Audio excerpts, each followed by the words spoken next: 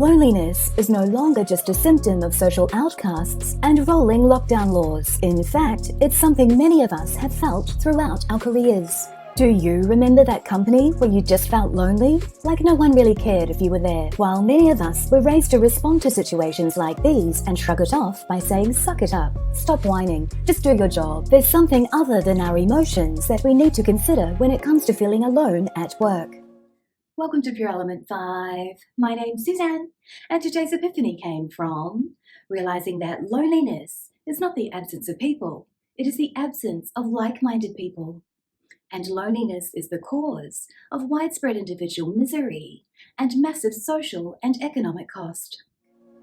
Research reveals that loneliness annihilates your job performance. Research conducted by California State University surveyed 672 employees, 114 supervisors across 143 work team units. They found that an employee's work loneliness triggers emotional withdrawal from the organization. Lonely people displayed an increase in surface acting and reduced commitment. The results also showed that co-workers can recognize this loneliness and see it hindering the team members' effectiveness. When we see people who we think might feel lonely, our common response is to do the very thing that those people need the least. What do? We just leave them alone. For some reason, we assume their loneliness must be a personal situation, better handled outside of the office.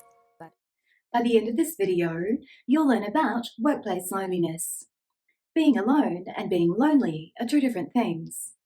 Loneliness is draining, distracting, and upsetting. Desired solitude is peaceful, creative, and restorative.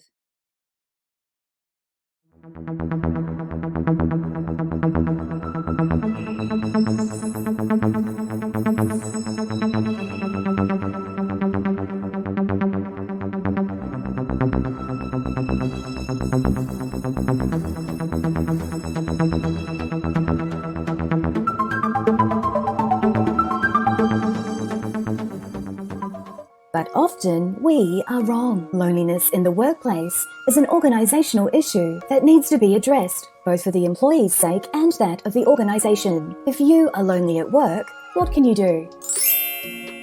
Don't assume that they aren't interested in you. Often, people who feel lonely believe it's because no one is interested in truly knowing them. That is a dangerous assumption. The most interesting people are, in fact, the most interested people. So show some interest in other people and their ideas. Ask questions like, can I get your perspective or advice on a project? When you show interest in other people's hobbies, ideas, and work, they'll often show interest in yours. Go further afield.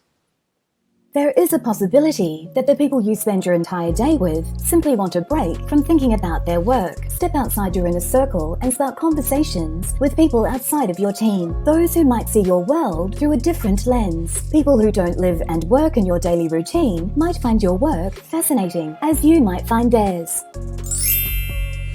Don't check out, check in. It can feel like the natural response to a stressful or undesirable social situation to check out and become less noticeable. But this is the time to look around and see how you can make a difference in someone else's day. What would your co-workers or team love? Reframe your mindset to pump every ounce of your energy into creating a result that is impossible to overlook.